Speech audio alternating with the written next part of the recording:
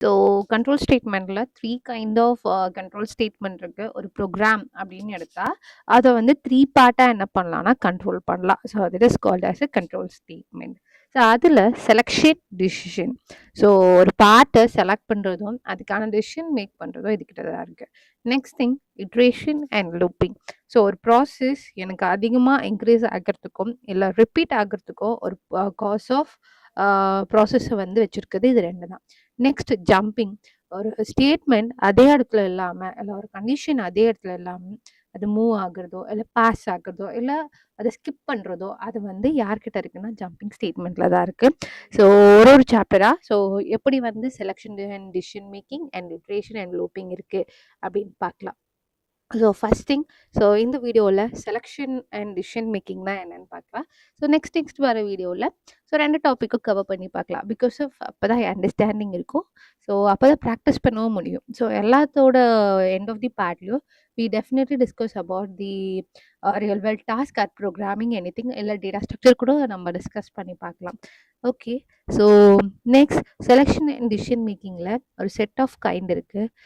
First thing, selection statements are also called decision making statement சொல்லுவாங்க.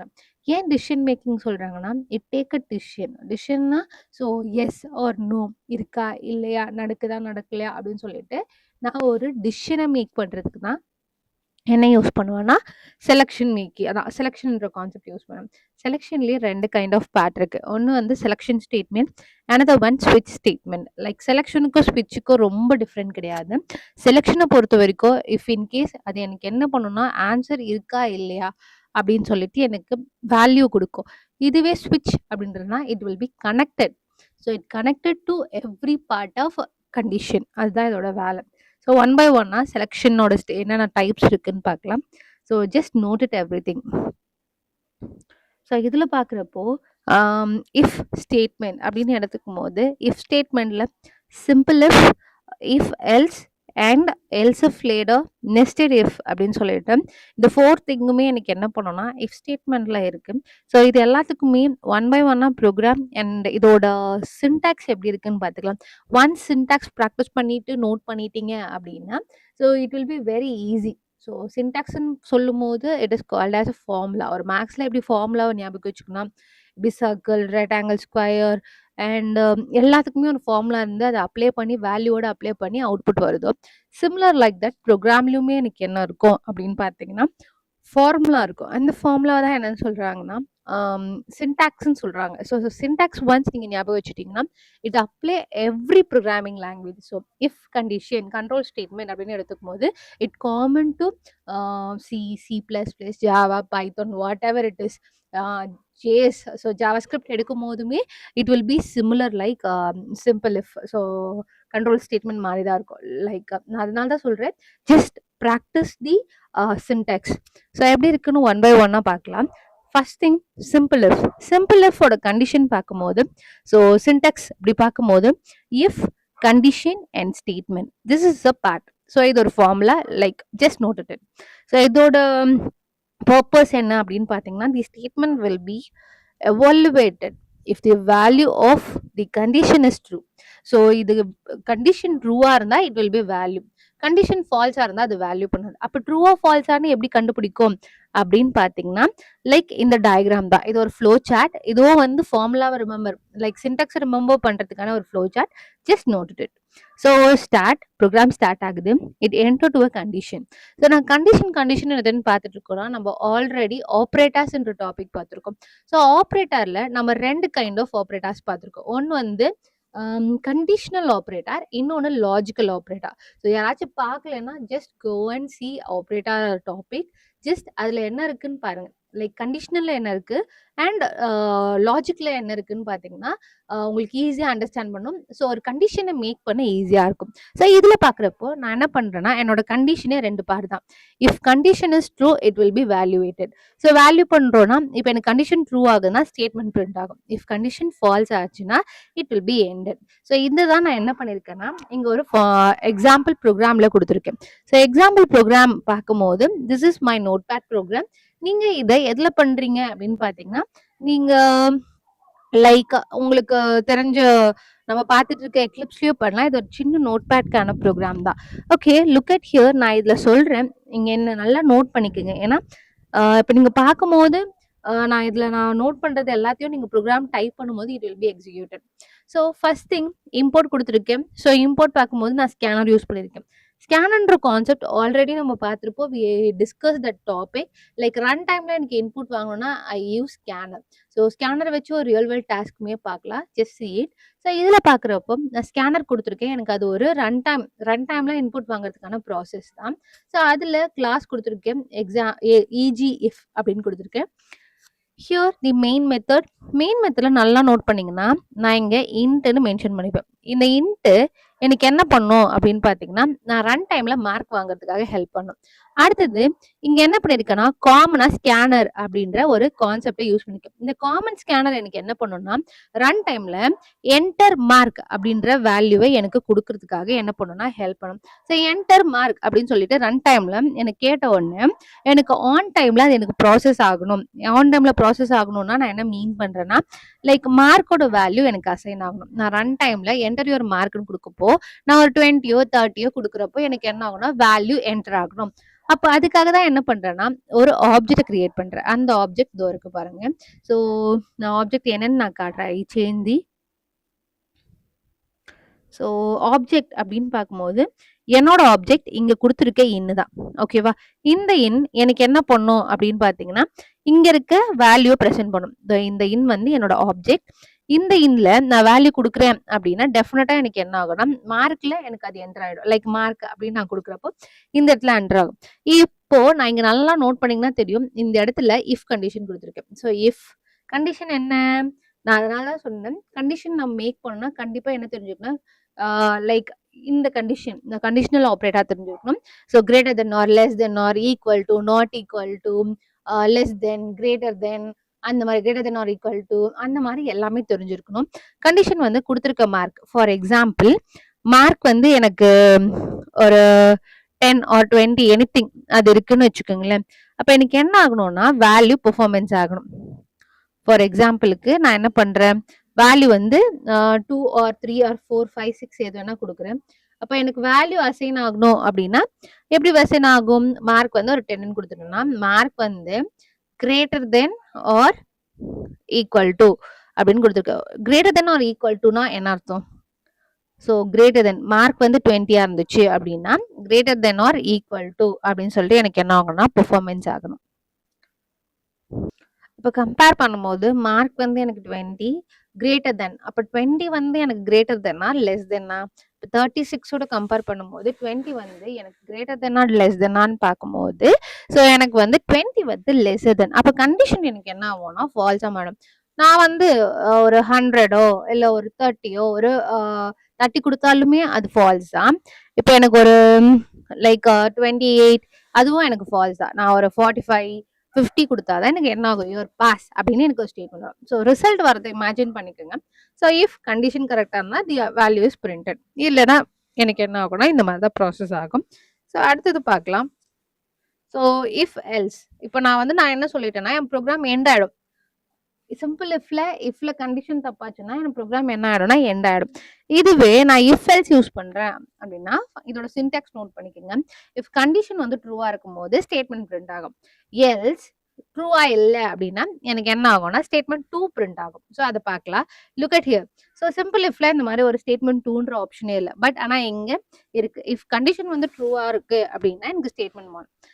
Condition வந்து ஃபால்ஸா இருக்கு, condition வந்து ஃபால்ஸா இருக்குன்னா ஸ்டேட்மெண்ட் 2 அப்புறம் தான் ப்ரோக்ராம் எண்ட் ஆகும்.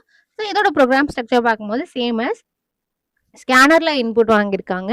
அண்ட் இன்புட் வாங்கிட்டு என்ன பண்ணியிருக்காங்கன்னா ஸோ இஃப் கண்டிஷன் வந்து ட்ரூவா இருந்தா பாஸ், இல்ல கண்டிஷன் வந்து ஃபால்ஸா இருந்திருக்கு அப்படின்னா ஃபெயில்.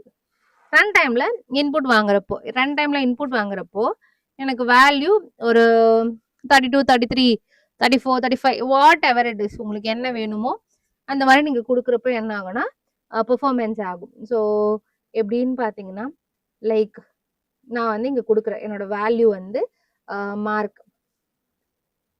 மார்க் வந்து ஒரு 40 அப்படின்னு நான் கொடுத்துட்டு நான் ரன் பண்றேன் அப்படின்னா எனக்கு என்ன நடக்கும் அப்படின்னு பார்த்தீங்கன்னா வேல்யூ வந்து 40யோட கம்பேர் பண்ணி பார்க்கவும். Yes it will be greater தென்.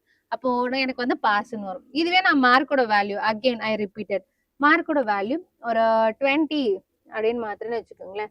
கண்டிப்பா அது எனக்கு என்ன ஆகும்னா ஃபெயிலுன்னு வந்துடும். ஸோ ஃபெயிலுன்னு வரப்போ எனக்கு என்ன ஆகும், பெர்ஃபார்மன்ஸே ஸ்டாப் ஆயிடும். ஃபெயில், அவ்வளவுதான், யுவர் ஃபெயில் அப்படின்னு வந்துடும். நல்லா இமேஜின் பண்ணி பாருங்க. ரிசல்ட் வரப்போ கம்பேர் பண்ணுவாங்க. எல்லா சப்ஜெக்ட்லயும் நீங்க வந்து அபோவ் 35, 36 எடுத்தாதான் உங்களால என்ன பண்ண முடியும், பாஸ்ன்னு ரிசல்ட் வரும். Otherwise it will B fail. So அந்த மாதிரி தான் எனக்கு என்ன ஆகும்னா என்னோட ஸ்டேட்மெண்ட் பெர்ஃபார்மன்ஸ் ஆகும். ஸோ அடுத்தது அப்படின்னு பார்த்தீங்கன்னா, ஸோ இஃப் எல்ஸ் இஃப் லேடர்ன்னு சொல்லுவாங்க. ஸோ லேடர்னா ஏனின்னு மீனிங்.